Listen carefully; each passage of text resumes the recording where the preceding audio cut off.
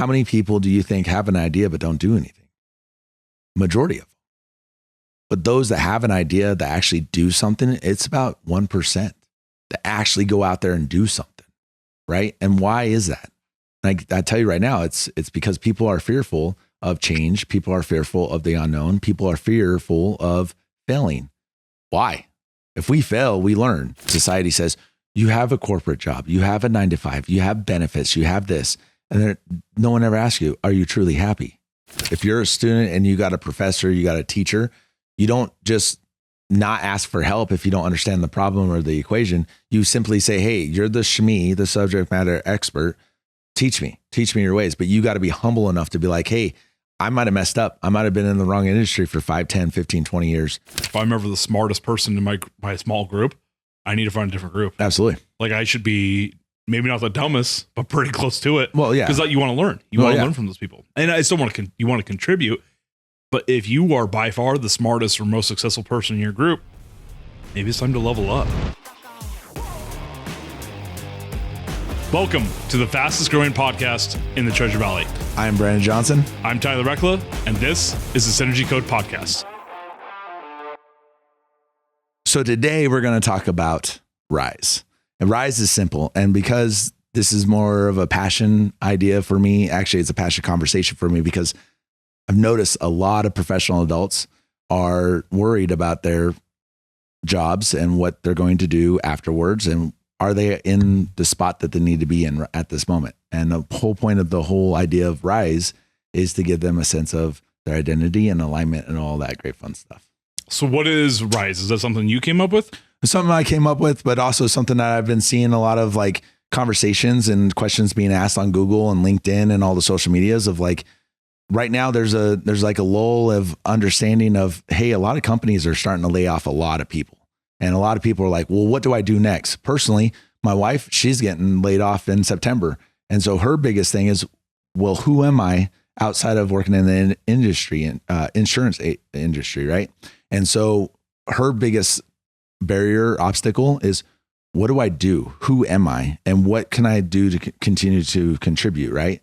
So they say about 76% of professionals in 2025 are worried about their job or getting laid off, whether it be whatever reasons, but there is a worry about that. Which is funny because we have historically low unemployment rates because we're at like what, 4%, right? So it's kind of funny that many people are worried about it, but I've seen it too. Cause I have several clients that work for Micron, right? And Micron, I can't remember if it was last year or year before. I think it was last year, did a huge amount of layoffs, did a big layoff. And from my understanding, I believe they're getting ready for potentially another big layoff. But at the same time, like I said, you have that 4% unemployment. So it seems like, are people worried for the wrong reasons? Should they not be worried? Because like you have transient unemployment, right? Like you get unemployed and you get a different job. Someone gets fired, they get let go, they find another job very quickly. Or a lot of times, and this goes into the statistics too, is someone quits their job to find something better. Yeah. Right. Transient unemployment's a good thing. So are people worried for the wrong reasons? I think so. I think they're worried because they put in so much into what society tells them that they're offered or what they can offer society. And they go into that position or that industry. Right. And then once that industry flips upside down, is like, hey, thank you for your service. You're no longer needed. Good luck. People are like, well, who am I? I just spent 4, 5, 10, 15, 20, 30 years at this company. Who am I afterwards? The whole point of this Rise concept is to give people that encouragement of, why don't you finally do what you have always wanted to do? If you look at historical, like great successful business people, Colonel Sanders started KFC at like what, 62, and then you got all these multi-million billionaires and these great products that were started by people in their late 40s, 50s, and 60s, and we still use them today.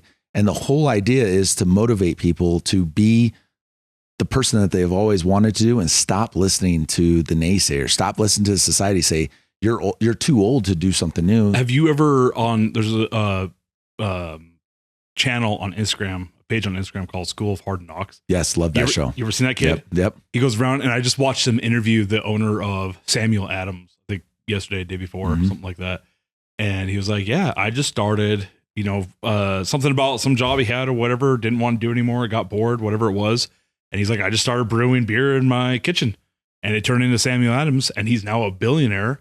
His highest profit year was like $2 billion, all off of just starting a passion project because he was bored or got laid off, whatever it was, and wanted to do something different.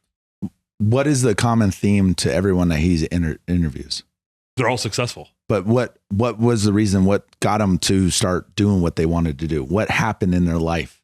Or how do they grow up? Did all these people grow from money? No, I don't. Not that I haven't watched a lot of them, but not that I've seen. A lot of them were they grew up and their parents were middle class at best, right? If not poor. There was even a guy he interviewed from like Saudi Arabia that was I believe he was a billionaire too, with a B. And everyone's like, yeah, everyone thinks I have royal family and I have oil money. He's like, I don't. Like, this is like my umpteenth business I've started, whatever it was. I don't remember what the business is. And he's like, I did this from scratch. And that was a Saudi. Well, you said a couple episodes ago that most successful business owners have at least 10 businesses underneath them. It's the 10th business. The average millionaire had 9 failing businesses before the 10th one made them $1 million.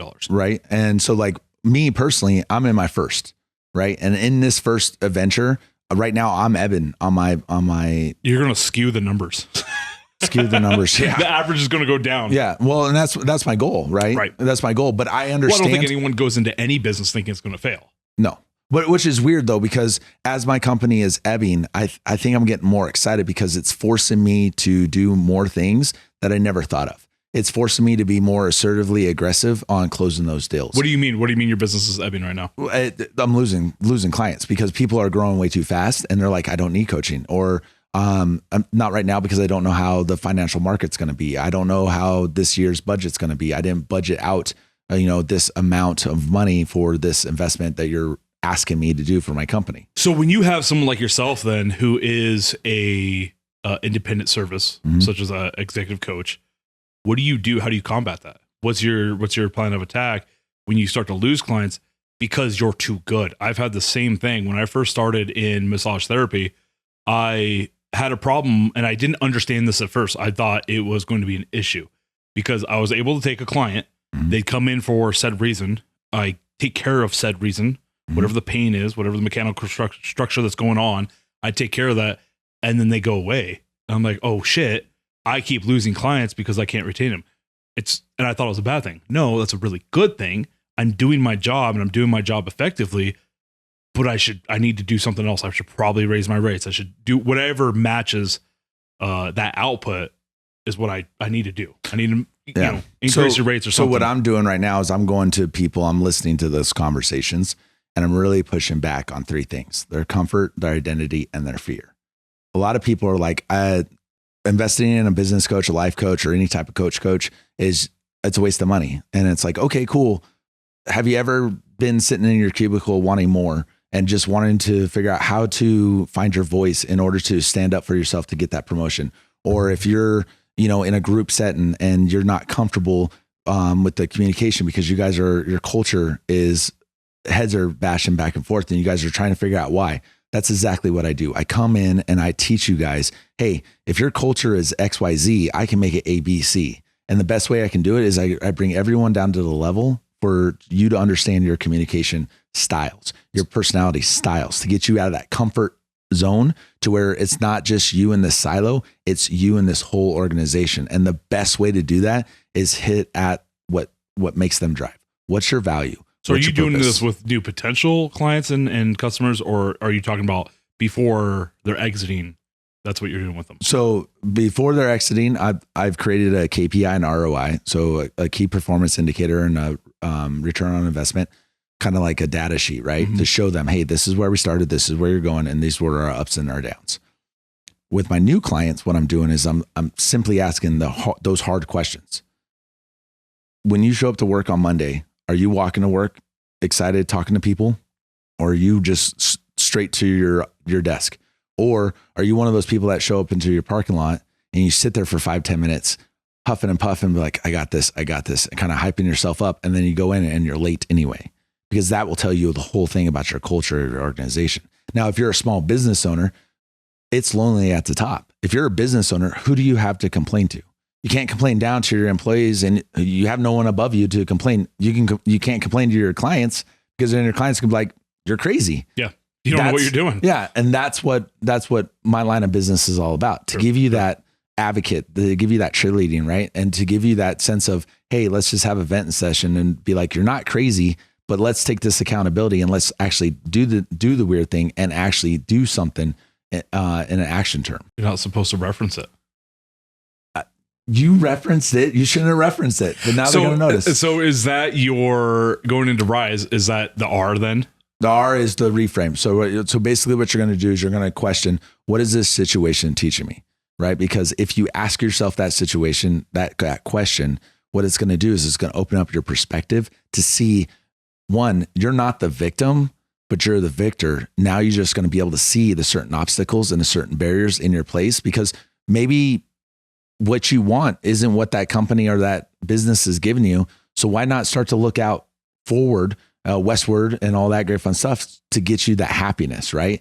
And then the I in Rise is just simply investing in yourself, investing in your health, investing in your mental acuity, your ability to understand mentally where you're at. I always like to give people the emotional audit, 5 simple questions that people write down on a sheet of paper and they ask themselves to get them in the right state of mind to start their day out, in order for them to understand, what do you want and how are you getting in your own way? Because once you identify what you're doing to stop you from achieving your goals in small, like bite-sized forms, then you're going to start to see the world a little bit different. So I want to back up real quick. So you have up there shift from the victim to student mindset. What does that mean? Like, how does one become? I get shifting from out of the victim mentality, right? But what is the student mentality? What's that mean? What does that look like? What do students do? Learn, right? Absorb. How many times have you heard somebody? So do you think that's what victims are? They're just people that aren't learning. Yes, they're not learning. They're not refilling their cup, right? In order for them to pour out into their society, their little bubble of society, right? And so the student mentality is, if something's not going your way, why isn't it? Ask that question. What am I doing that's stopping me from getting that promotion? What am I doing to stop me from starting a new business? And being the student mindset in that manner is just simply having that open-mindedness of being like, actually, you know what I want to learn? I finally want to learn how to build a table, or I want to learn how to do Excel like a genius. Yeah. If I know my competitor got that promotion because they have this and this and this cert, well, then why am I waiting for someone to be like, hey, here's a certification? Because that's not the way life works. Sure. Yeah, I think everyone needs to shift out of that. There's too much of that victim mentality that holds people back. Mm-hmm. And it's so much of, it just wasn't we've talked about this before, where it just wasn't the cards for me, or I'm not lucky enough. No, you didn't put in the damn work. Yeah. I've seen it way too many times. It's, and I'm dealing with that right now with someone, and that person thinks they want it, and I believe they want it, but they don't show me they want it. Yep. You know what I mean? Yep. They say they'll do everything, but they're not reaching out. They're not putting their foot forward. They're waiting for me to tell them what to do. They're waiting for me to, from your standpoint, take their foot and put it forward. Yeah. And from your standpoint, how irritating is that? It's frustrating. I wouldn't say irritating. It's frustrating because I genuinely want these people to be good. I want good things for them, right? For this person. But at the same time, especially as a business owner and then, getting the clinic going and everything and trying to do all that, I don't have the time to sit there and coddle somebody. Mm-hmm. I'm very much open to helping somebody as much as it takes whenever they want, as long as I have time for it. But I can't be the one making the effort all the time. Yep. Sometimes you need to reach out and be like, hey, I need help with A, B, and C. See, and that's the thing. That's the student mentality. Being humble enough to ask for help. If you're a student and you got a professor, you got a teacher, you don't just not ask for help if you don't understand the problem or the equation. You simply say, hey, you're the SME, the subject matter expert. Teach me your ways. But you got to be humble enough to be like, hey, I might have messed up. I might have been in the wrong industry for 5, 10, 15, 20 years. Well, and that's a good point right there. And sometimes you just don't have it. Mm-hmm. Maybe you're in the industry and you're making ends meet or whatever. You're not excelling, but you just don't have it. And not everyone has it for every industry. And that is the tough pill to swallow, because when you get told that, oh, you're great, and then all of a sudden someone comes in, or you finally take that 30,000 foot view and you're like, man, I suck. Yeah. I'm suck. I suck. Right. I mean, if let's say I wanted to be an American Ninja Warrior, I can train for 100 hours a week and put in the time. Doesn't mean I'm going to be good at it. Yeah. And that's just, I'm never going to play in the NFL. Yeah. I'm never going to be a professional UFC fighter. Yep. Doesn't matter how much I train for it. That's not going to happen. That's not going to happen. It's not in their cards. It's not in my card. It doesn't mean that you're not good. It doesn't mean that you're not lucky. It just means that that's just not, that's not your lane. That's not your lane. No. Right. But what can you take from those experiences? If you're training all the time and as you're training, you're going to learn something new. What are you doing with that information? What are you doing with that experience? Right. And that goes into the whole investment thing of who are you connecting with? What relationships are you building during the quiet times of when you're sitting there trying to figure out who your identity is, right? Because they say that you're going to be as successful as the closest 5 people in your circle. And if you're bored, as you will. Yeah. And if you have 5 people that are always blaming everybody else, always thinking it's the man putting you down or the system's rigged against you or all this great fun stuff, that's the mentality you're going to get. And those opportunities are not going to be there. Not only that, I've always been a firm believer. If I'm ever the smartest person in my small group, I need to find a different group. Absolutely. Like I should be maybe not the dumbest, but pretty close to it. Well, yeah. Because you want to learn. You want to learn from those people. And I still want to, you want to contribute. But if you are by far the smartest or most successful person in your group, maybe it's time to level up. Maybe it's time to invest that time to find that next level of social circle that you can start to level up your game.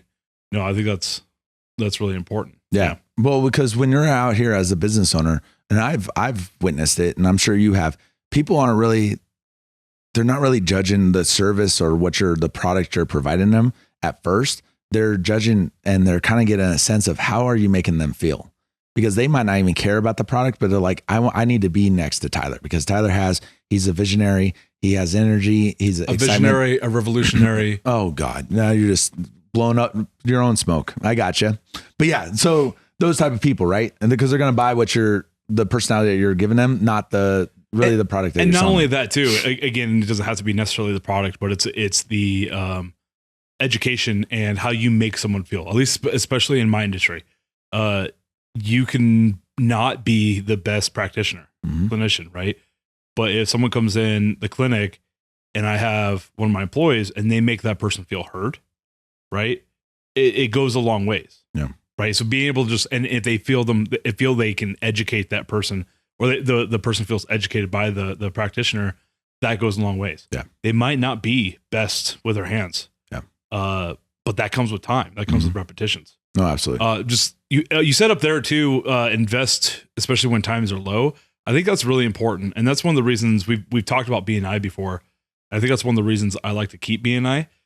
This year, I almost didn't renew, and it's because I didn't need it. But I know things aren't good all the time. And it's, building those relationships, planting those seeds, investing that time when you don't need it. So when you do, those seeds turn into fruit.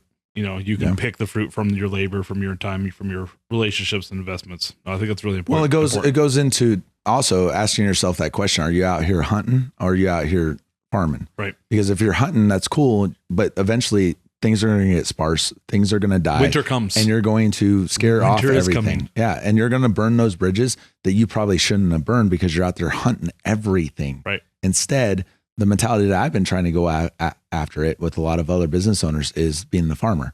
I'm out here planting seeds, but just planting the seeds and getting it nice and watery and good, that's not good enough. You got to cultivate. You got to cultivate. You got to talk to it. You got to see it. You got to re-water it. You got to make sure it has enough sun.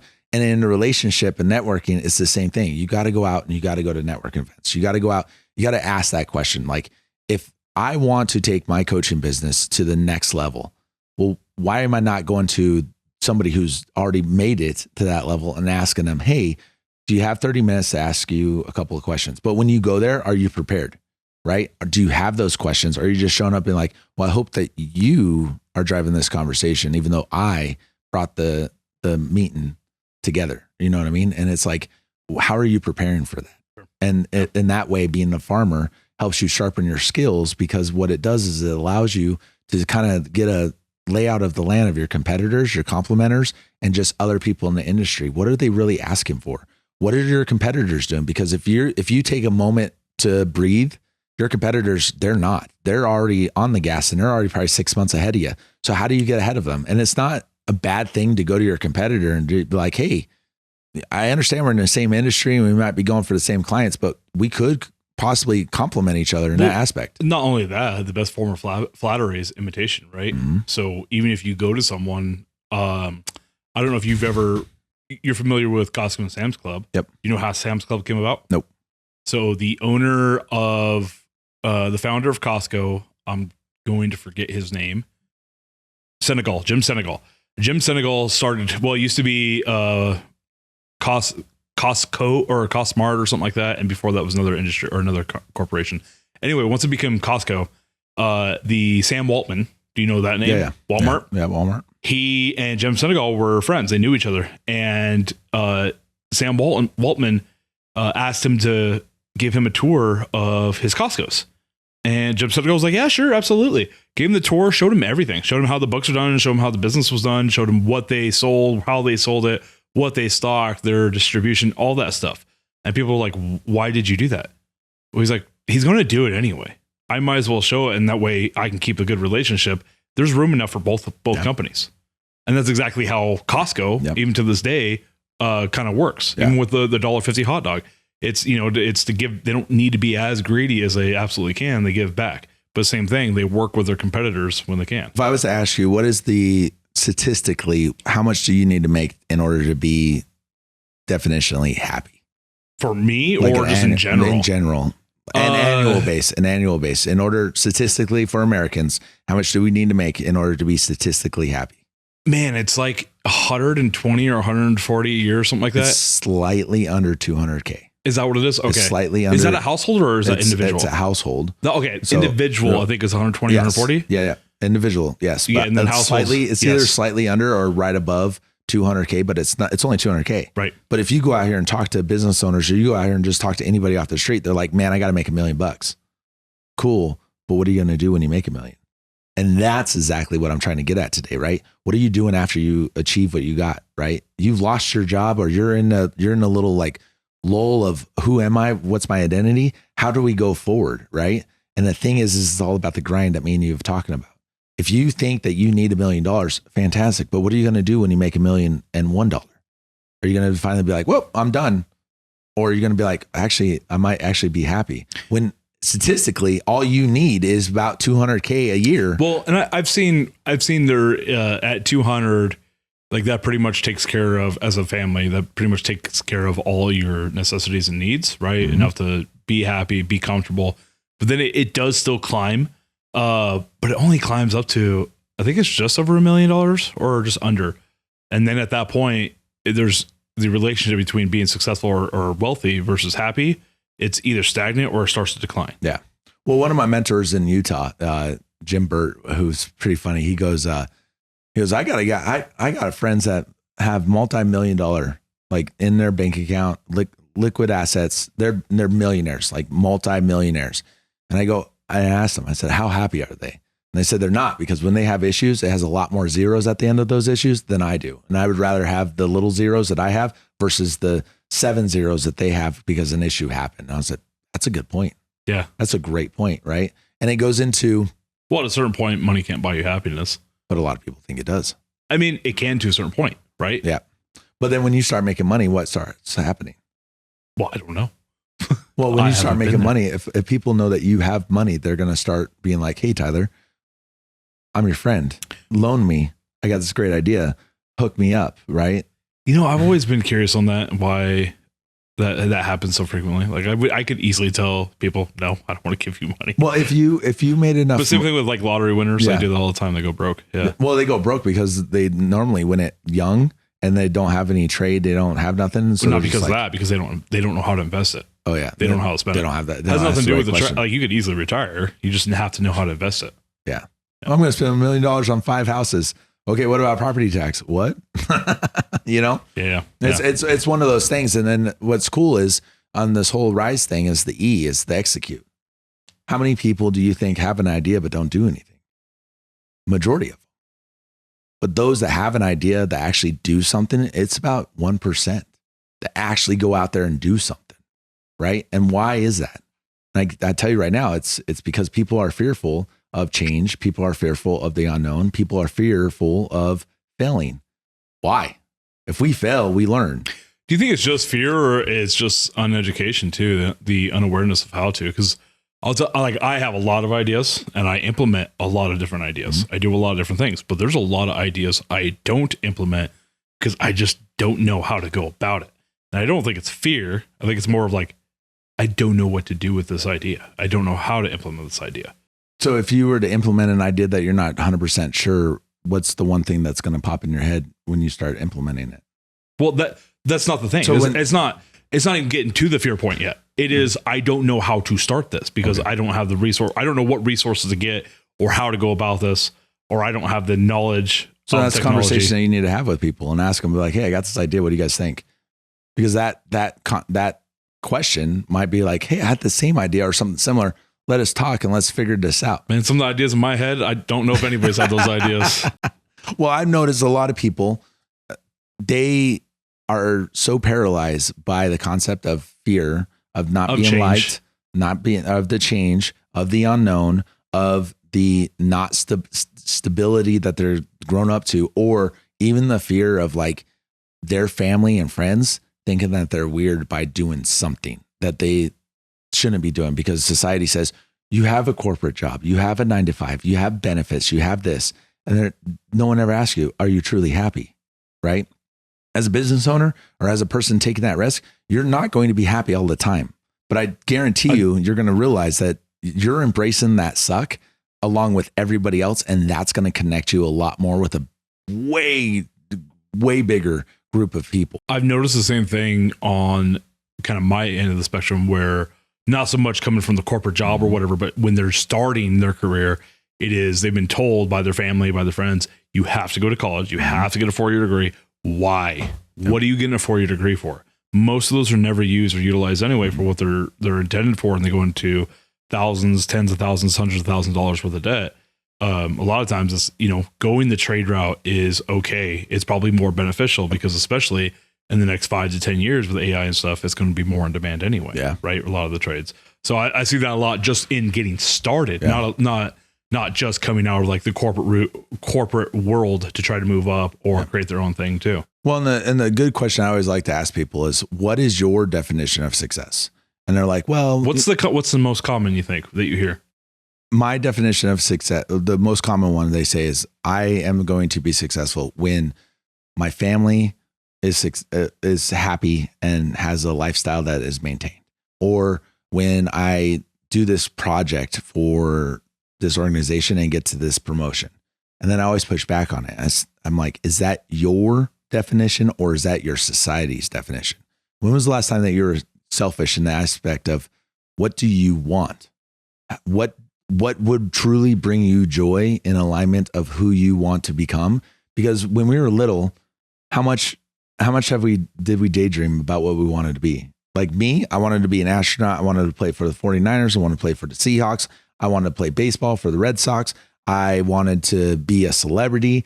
I wanted to marry Jessica Simpson, Britney Spears, Reba McEntire. I wanted to do all that, right? Mine was I wanted to be a WWE wrestler, play for the Packers. There you go. UFC Packers fighter. Suck. Yeah. But anyway, but it's understanding your definition of success, not society's. And it's getting those. What's your definition? My definition is enough being, that's a good question because I struggle with it because a little bit is a financial definition because I didn't grow up with a lot.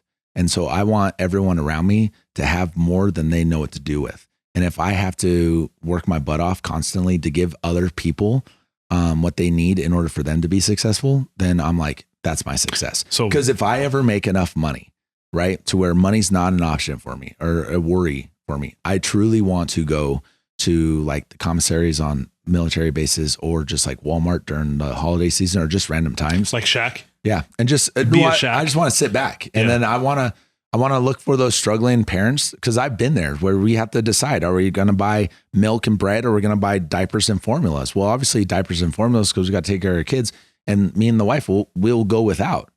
And no one needs to do that. You do not need to do that. But I understand if I'm in the financial ability to go up and swipe, not for fanfare or, for celebrity status, but just go up there and be like, boop, and then sit back down.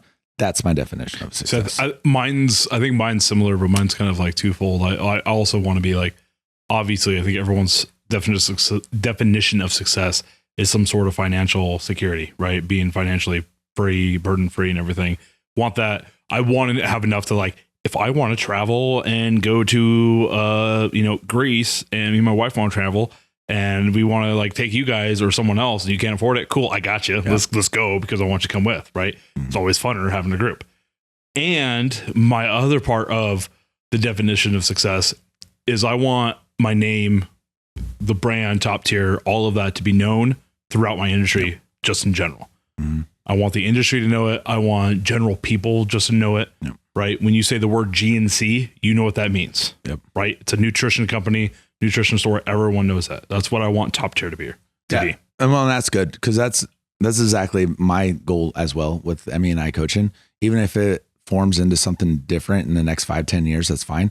But I do want to have a seat at the table with the John Maxwells, the Grant Cardones, the Tony Robbins, and all those great fun people, the Allison Dunns, and all those people at the table in order to be like, hey, he's earned his spot here because he's impacted this many people. My mantra in itself is I'm a person who empowers connection. So my empowerment of connection is to give people what they need and connect them with the right people at the right time. Right. And so with that is Rise. So it's the whole idea of the reframe, the invest, the sharpen, and the execution in order to really do the action point on that. Right. And so the challenge to this one is simply ask yourself that question. What do you truly want? Right. What is your definition of success? But write it down in the aspect that once you get it out of your head and onto paper, now it becomes real. And then to take that one step further, tell it to someone to hold you accountable, right? Because as we discussed earlier, only a little bit of 1% of people are actually going to take their idea and actually act on it. And you never know what that action is going to lead to. Is it going to lead to another idea, which is going to lead to an actual physical, tangible product? Or is it going to lead you into a conversation to sit at a table that you probably were like, why am I here? This is amazing. I got great minds, people with deep pockets. This is awesome, but you never know unless you put yourself out there, right? Got to have a little bit of vulnerability. And then the last thing is simply this. How badly do you want this? How badly do you want this? Not how badly does the society say that you need this or that you should consider it. What does that look like? What do you mean? Like when you ask somebody how bad, what are you looking for? Like what? There's selfishness. I want professional adults to start being selfish. You need to start taking care of yourself. You need to figure out what is your joy and how are you going to be happy. I'm tired of professional adults going throughout their life, Monday through Friday, 9 to 5, just doing the damn thing that they're getting told to do. And they always have dreams, but they never act on it. Why? Because society says you're too old. Those are stupid dreams. No, screw that.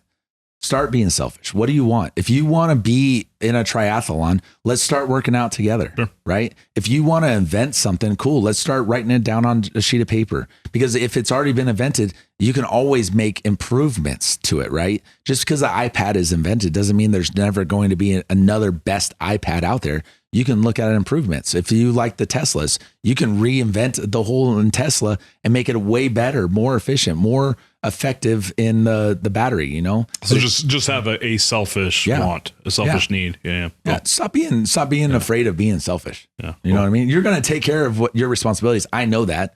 But when was the last time you actually took care of yourself? Right. Makes sense. And so that's my challenge on that one. So I got a little story for you. Yeah. So you had your whole breakdown flat tire thing. Oh, yep. A month and a half ago or whatever. $2,300. Yeah. So we went up to that music festival week before last. Mm-hmm. Super cool. It was up there outside of Redmond, or it was in Redmond, the Deschutes County Fairgrounds. And going up, we're driving from Bend to Redmond, and I'm following this pickup that has like a camper trailer on the back, camper shell, and all this shit flies off the top. It was like a vent cover, I think, and a bunch of trim. Well, I caught one of the pieces of trim driving over. Didn't think anything of it. Nothing was going on. We go to the concert. We were there from like noon till 11. Yeah. We left actually a little bit early just because we'd already seen the main act, and there was like 20 to 30,000 people there. There were I don't think I've ever been around that many people before. That's crazy. It was nuts. It was a lot of people. And so we left a little bit early, which I'm glad we did, because by the time we got out to the parking lot, I had a flat tire, like flat tire. I'm like, okay, cool. Go to get in the trunk or under the car to find a spare. No spare. I'm like, hold up. What do I do? So you mean to tell me a BMW doesn't have a spare either? Because Teslas don't have a spare, and I got ridiculed because I didn't have a spare tire. So does Tesla have a run flat tire? No. So BMW, that's what it is. It's run flats. Oh. And I didn't know what run flat meant. Yeah. Like I get it. You can run on a flat, but how flat and how far can you run it? Right. Yeah. Looked it up. You can go 50 miles up to 50 miles an hour on a flat tire. Oh, wow. So I was like, cool. Gas station's down the road. Let's see how it goes. We're either going to spend the night here or I'm shredding the tire. One of the two. And so we drive the gas station, air it up. It's holding PSI all the way back to Bend. Drive to Bend, 65, 70 miles an hour, doing fine. Next morning, we stay at the hotel. Next morning, it's flat again. The night before at the concert, it was 7 PSI. The next morning, it was 4 PSI. I'm like, wow. There's a Les Schwab down the road. Yeah. That's where we're going. So we get in the car and we drive it down Les Schwab, and it's pulling, but wasn't pulling too bad. Yeah. And I'm doing like 35 miles an hour with a flat ass tire. Oh my God. We get there. I'm like, I don't know if I'm replacing a tire right now or not. I don't know if it's going to cost me $2,300 or not. If I'm replacing a tire and a rim and all that. Get done. Half an hour, 45 minutes later. Okay, there you go. Good to go. Patch it up. Tire is fine. Oh, wow. So moral of the story, run flats are pretty badass, just so you know. No, that's good. That's good to know. You might want to invest in that since the Tesla doesn't have a spare. Yeah, it definitely doesn't have room for a spare. But or room for a kayak. That room. Oh my God. Well, that's what I was going to get at. So I went to Utah to go grab a couple kayaks from Wake Water Sports, right? Great company, great kayaks, and all that great fun stuff. But what was funny was they were like, hey, you got 2 kayaks. And I was like, yeah, thinking kayaks aren't that big, but they came in portions, right?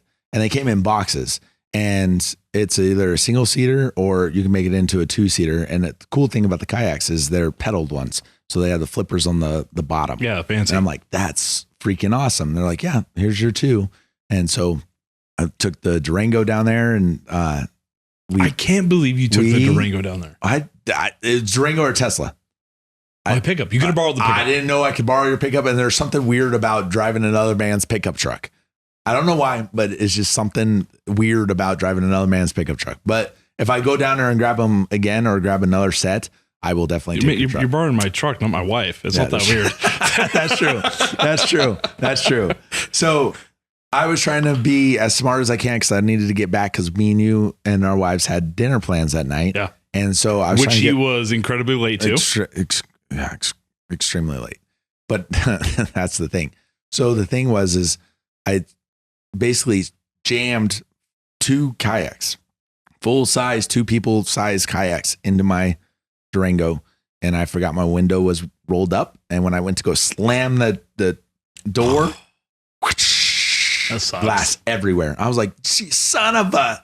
So I'm driving back to Idaho, and I get to mile marker 222, and I get pulled over. And it's a watercraft inspection cop.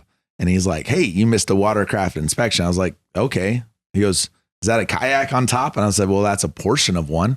He goes, well, you still got to stop. And I said, okay, cool. I'll just do a U-turn right here at this authorized vehicle only with you. And he goes, no. He goes, you have to go to mile marker 216. You have to you got to go around, go back on the freeway, go up to mile marker 237, and then drive down to mile marker 224 in order to get inspected. Did he follow you? Nope. But he took my ID. Oh, he took my ID. Yeah. And so I pulled up, and I was like, okay, well, maybe this is going to take a while. Nope. I get out. Well, first thing, I get out at the watercraft inspection spot, and I say, hey, just let you guys know, I'm not opening up my doors. This window's broke. This window's rolled down, and I got a piece of a kayak on top. So you can expect it, but it hasn't touched water. And they're like, oh, no, it's fine. Where are you coming from? I was like, Utah. Where are you going? Oh, I'm going to Napa. Okay. How long have you had this? 6 hours. Okay, cool. Here's your ID. Have a good day. That was it. I was like, are you kidding me? And then I did show up late to the dinner date. I thought it was 7:30. Yeah, apparently he doesn't read texts. So we had originally scheduled for Friday. At what time? It was Friday at 7:30. Thank you. And that things change. You read texts. And then I said, since he wasn't going to be in town, he's going to be in Utah. So the reservation got changed to 7 on Saturday. I read 7:30. No, you didn't. You just read Saturday. in the same line on the same text, it said Saturday at 7:30. Because he says, okay, cool, awesome. When you originally sent that text message, I thought that day was Friday and you said tomorrow. And I was like, oh yeah, Saturday works out. And then I realized that when you sent that text message, it was Thursday and it was Friday original. And I was like, oh, I'm out of town. I only went down to Utah for 24 hours. It was a good time though. Tyner's Alley, shout out. They're one of my favorite restaurants in town. They're really good. So good. Yeah, really good. Especially for your baby palate. I was surprised you liked everything you liked. Yeah. What I have, those chickpea. The chickpea balls, the chickpea meatball looking things, the falafel balls. Actually, falafel. Falafel balls. And then you tried the duck petite pat or whatever it's called. I have no idea. Duck meat pate. Yeah. Yeah. It was good. Yeah. I was surprised. I was really waiting for my dino nuggets though. Yeah, well, you had a hamburger, so it wasn't that with adventure. blue cheese, which proves I'm an adult because only adults like blue cheese. It came with a side of chips. I don't know how adult that gets. Well, you didn't have to add that into this. The chips are so good, though. Oh, the chips were good. Oh, I love so those the fries. Fries were good, too. I didn't try the fries. Yeah. Fish and chips were good, too. What did I have? I don't remember what I had. Yeah, I don't know. But it was good. Scotch egg is awesome. Yeah. No, it was Scotch good. Egg. Yeah, it was good times. As always, thanks for listening to the Synergy Code podcast. Another great episode with Brandon and I. If you haven't already, please like, subscribe, and share with your friends. And we'll see you next time. And don't hesitate to give us comments. Like, let us know feedback and all that great fun stuff. We're always looking forward to interacting with you guys and building out a Synergy Code podcast community with you guys.